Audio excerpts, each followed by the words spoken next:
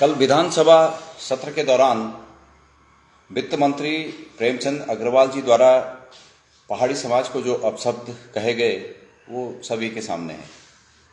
उसके तत्काल बाद मैंने सोशल मीडिया के माध्यम से, फेसबुक लाइव के माध्यम से उनसे उन्हें राय दी थी। हालांकि वो बिना मांगी राय थी, लेकिन फिर भी मैं अपने शब्दों के लिए जो उन्होंने पहाड़ी समाज के लिए कहे हैं वो माफ़ी मांगे।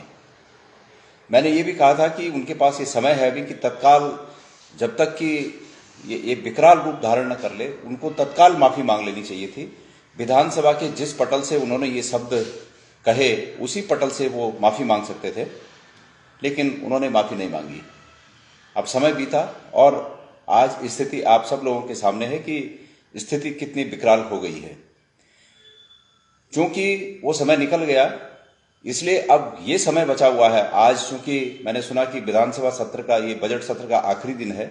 वैसे तो विधानसभा के इस सत्र में 3-4 दिन का समय महामहिम श्री राज्यपाल जी के अभिभाषण पर धन्यवाद प्रस्ताव के रूप में जो लोग भी सरकार धन्यवाद प्रस्ताव रखती है और विपक्ष तार्किक आधार पर उसका समर्थन या विरोध करता है, तो 4 दिन 3 दिन चलता है। लेकिन सरकार ने उसको आधे दिन में ही समेट दिया और उसके बाद बजट भी पास हो गया। तमाम जो सरकार नए नए काम लाई होगी वो भी पास हो गया। मैंने सुना कि आज अंतिम दिन है, लेकिन आज अंतिम दिन भी उत्तराखंड की विधानसभा में ये जो प्रेमचंद अग्रवाल जी द्वारा इस राज्य को दूषित किया गया है, अपने शब्दों से इस राज्य की परंपरा को दूषित किया गया है, इस राज्य की विधानसभा को दूषित किया गया है।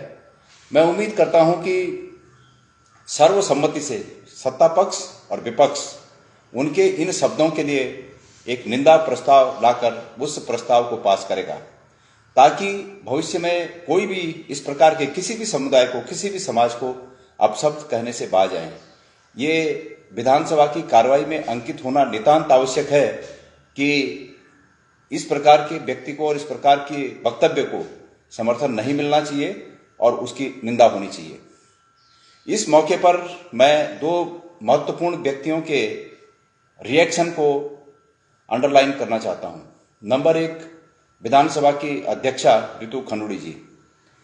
रितु खनूड़ी जी के सामने जब ये वाकया हुआ और पहाड़ी समुदाय को इस प्रकार की बातों से बेइज्जत किया गया, मुझे लगता नहीं कि उनके रिएक्शन से कि उन्हें जरा भी कोई दर्द हुआ। उन्होंने अपने जो उनका चिर परिचित अंदाज है उस अंदाज में कहा कि ये सामुदायिक बातें नहीं होनी चाहिए, लेकिन उनका एक कर्तव्य बनता था कि वो ये कहें कि इस अंश को विधानसभा की कार्रवाई से निकाला जाए और प्रेमचंद अग्रवाल जी इसके लिए माफी मांगे।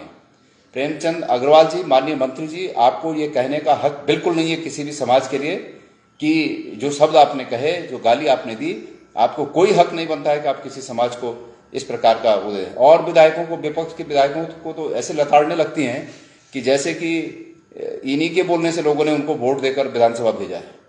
लेकिन यहाँ पर चूंकि वो सत्ता पक्ष के विधायक हैं, सत्ता पक्ष के मंत्री हैं, इसलिए उनको बोलने की हिम्मत नहीं है।